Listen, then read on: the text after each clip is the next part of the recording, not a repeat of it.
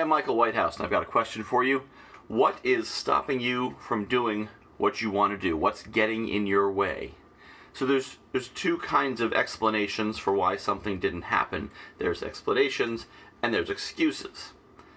All right, it doesn't really matter which one we're talking about, but an explanation is something that explains it but still takes responsibility. An excuse, and this is the dangerous one, is something that moves the locus of agency to somewhere else. So, well, I can't get this done because traffic is so bad I can't get where I need to go. I can't get this done because I don't have transportation. There's no way I could possibly address that. Excuses are very final and very devastating.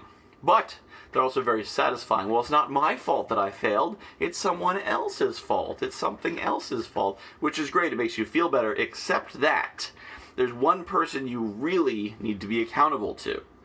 I was reading Facebook's memories. It shows me things that happened on this day years back, and I read a post that I put up in 2012 about how I was tired of being broke and not having any money and whatnot. And looking back, I know what I needed to do at that point that I didn't do. And I'm like, 2012, Michael, come on. Why are you making these excuses? Why didn't you do what you needed to do? I'd be so much better off now if you weren't making excuses then. That's who you need to hold yourself accountable to, is yourself 5 years, 10 years from now. Will they buy your excuse? Or will they say, come on, 2018 self, why couldn't I have done this better? And the important thing at the end of the day is to say, have I done what I needed to do to move forward? Whatever your metrics are. It may be set a certain number of appointments. It may be run a certain number of miles. It may be shoot a certain number of baskets, write a certain number of pages. But you should have a solid concept of, did I win the day or not? And if you did, great. How can you do better? And if you didn't, why? And what can you do about it? So even if it is you don't have transportation, okay, what can you do about it? Can you find some other way to get around? Can you do what you need to do remotely? Can you get someone to give you a ride? Can you shift your goals so maybe your objectives don't require moving around so much?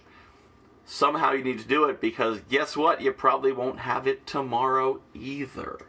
If traffic's a big issue, traffic will be an issue tomorrow. If you don't have enough energy today, you probably won't have enough energy tomorrow either. So you need to address these things, not just use them as excuses, but actually see them as obstacles to engage with, overcome, get over, get through, get around, somehow move to your goal, and not just let yourself off the hook, because ultimately, in some ways, it's a one-player game. Nothing else is in your control. Only your own actions, your own attitudes are in your control. So if anything's outside your control, that's just the board you're playing on. You can't use it as an excuse. That's just the board. It's still up to you to find a way around it. And of course, look at the most successful people in the world. They had tremendous obstacles. Tremendous.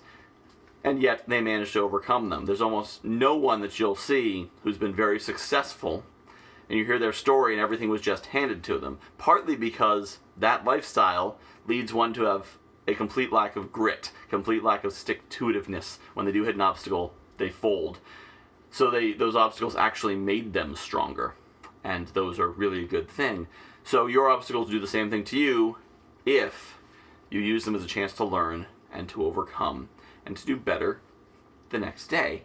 And of course, it's morning, so today is the next day. I'm Michael Whitehouse. Do something awesome today.